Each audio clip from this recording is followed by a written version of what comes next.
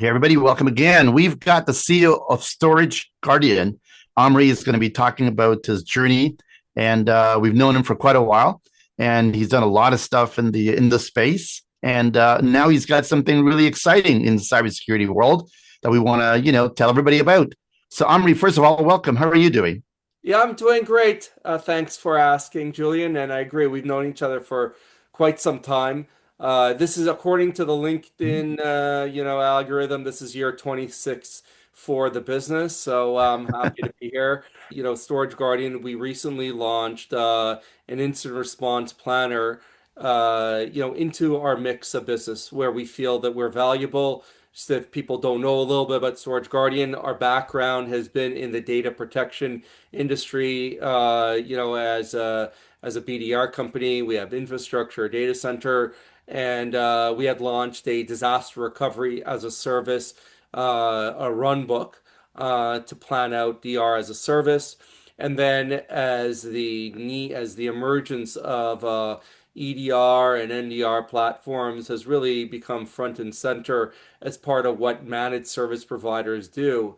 Having a game plan up front with all the documentation into an incident response plan is a really important part of a successful formula, because as the MSP, you're there to be the go-between between the SOC, the knock, and your customer at the moment of the incident. And so what we've done is we initially built out the incident response run book just to manage our partners, our customers' expectations.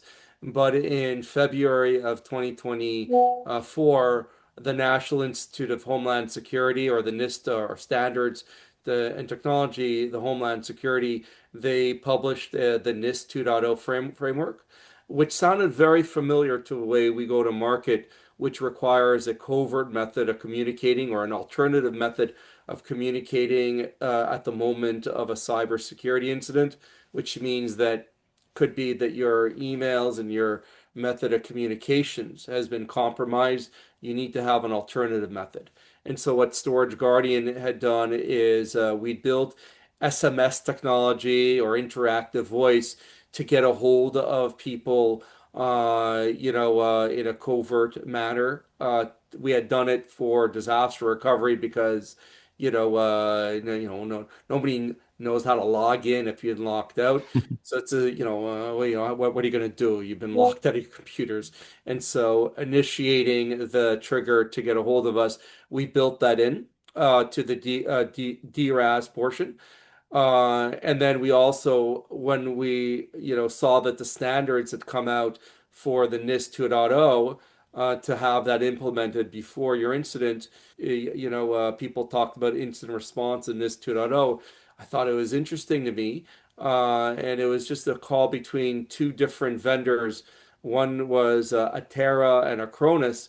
And on the call, they talked about incident response, and they said, we this is the standard, but we don't have anybody really to do it. But just know that you need to have a different method of communicating with users and not hosting your incident response plan on your network, put it on a piece of paper, or host it on somewhere else.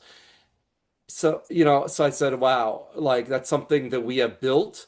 Mhm. And, and just fortuitously, I was at an ASCII event. I was speaking with, at the time, Steve Nichols, who's become the general manager. And I said, listen, if cybersecurity, managed service providers is a big part of your push, let me introduce an incident response plan that can help manage that incident together with you with a NIST 2.0.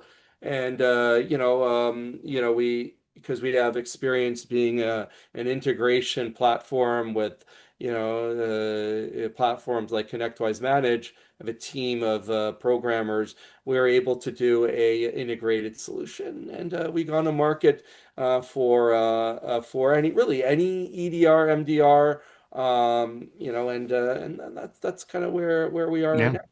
Yeah, well, look, I mean, sometimes people figure out, I mean, sometimes, they only realize the problem after a breach of what's wrong, right? Because if you're breached, you have to assume your communications is compromised, right? Because if you start using the same tools to communicate with each other, then the bad actors can listen in and they could figure out, oh, here's what you're doing, here's the problem, they're worried, blah blah blah. And of course, that's how the bad actors operate. So it's mission critical to have an isolated system, right? It's the standard, but I say a little bit different, Julian, because the most important thing is the relationship you have with your customer in a managed service, because these are really take a long time to set up. And when you have a cybersecurity incident, your relationship is really on the line. And whether it's your fault, not your fault, if you don't respond to it properly, you'll end up losing, get kicked out, losing the customer, or even worse, get sued, be part of the lawsuit. So the more information, the more time, attention you put up front into that incident, the more you'll get out of it. And cybersecurity insurance providers have snuck in the published incident response plan in place in most 2024, 2025 policies without letting policyholders know it. So unless you go in and you review it on your technology business review or QBR, you wouldn't know it.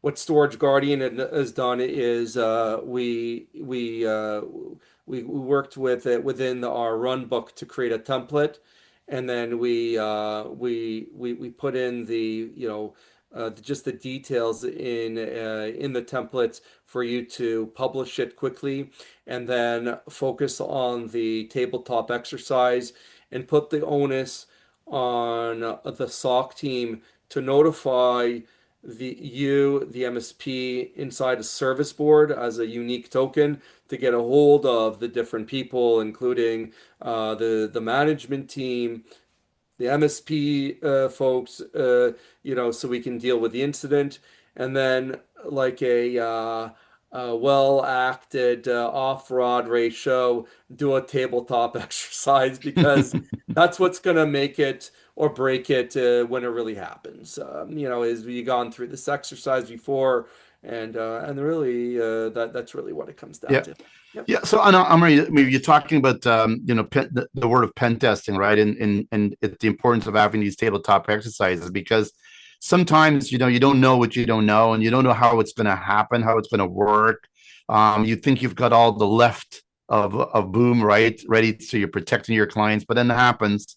But then what happens is you end up getting breached, and then if you're going to realize then that your process that you've got, your plan is just not, working, well, that's a really bad time to find it out. So this is it's mission critical, because a lot of sensitive information, right, Omri, you're communicating a lot of sensitive information with each other post breach, because now you're trying to get back up and running, and the last thing you want is to have that information kind of out there.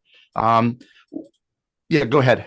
What above and beyond EDR and MDR, really what's important is a platform to, from a forensics point of view, to see what's happened. And so part of the incident response plan is to run a cybersecurity scan. We use Cyrisma, and to have an aging report to show that that you did the best you could, to the forensics team, or be part of the forensics to see what's happened, to see who opened what up. And so what we do is part of the of the duration is we'll have the aging report, so you have a forensics audit, post breach, to see what's happened. Which is again, covering checking your I's, dotting your T's, so on and so Yeah. forth. So, I mean, look, in general, right, we know, Omri, when we look at an MSP, right, some of them have the skill set. They're moving towards an MSSP, so they have a lot of things in house. But the vast majority are outsourcing that 24/7 to a SOC or something like that, because they don't have that ability in house, right? But between them and you and the actual customer, you've got to have some, I want to use the word glue, some communication between each other for when something goes wrong. And that's kind of the space, I believe, where you have built this infrastructure, correct? Yeah, I mean, you can call it glue. I call it a service board, a managed service board, ticket, integration that will, create that ticket, and Julian, I sat in on these over the last couple of years. They always come up when you least expect it, like Christmas Eve. That's when the bat, trust The me, worst time. two Christmas Eves in a row, cybersecurity incidents have happened.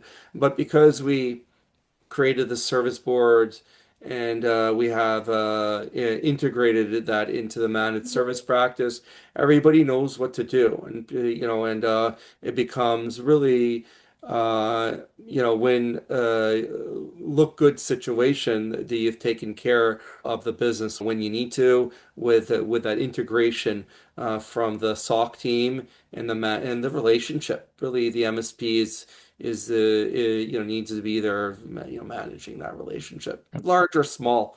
Yep. Yeah, for sure. So there you have it. So this is our first chat, and we're going to have more chats to kind of like widen the conversation and to show the MSPs how they can leverage your platform to be part of their, I guess, their solution mix or their technology stack, right? To improve their cybersecurity posture. These days, Omri, I'm not even sure MSPs can become or stay an MSP without having a cybersecurity first, playbook, and being able to do it right with their customers, and particularly when the worst case happens, if there is a breach, is going to become important. So I guess the last question, simple, like, how do they get more information? What's the website address? The homepage is www.storageguardian.com, or we have like the name of the product is DR Runbook, and you can request to, and so that would be www.d R for disaster recovery, and then runbook.com. One of those two places you can request for a sample of the incident response, a demonstration of the runbook, and or they can call toll free 866-257-6224. And this is an owner operated business. There's a good chance I'll pick up the phone, and I'm looking forward to it. Okay. There you go. And never underestimate, the ability to actually speak to humans, right? We in this world of AI, we don't know what's going on anymore. But the reality is that when you get breached, it's personal. You could say whatever it is, but it's a personal relationship that's on the line. And how you manage that makes all the difference in the world. So there you go. Thanks, Omri, for bringing this to our attention. We're going to keep spreading the message and talk more about other things you're working on. All right, Thank you cheers. very much for the opportunity. I do appreciate it. My pleasure.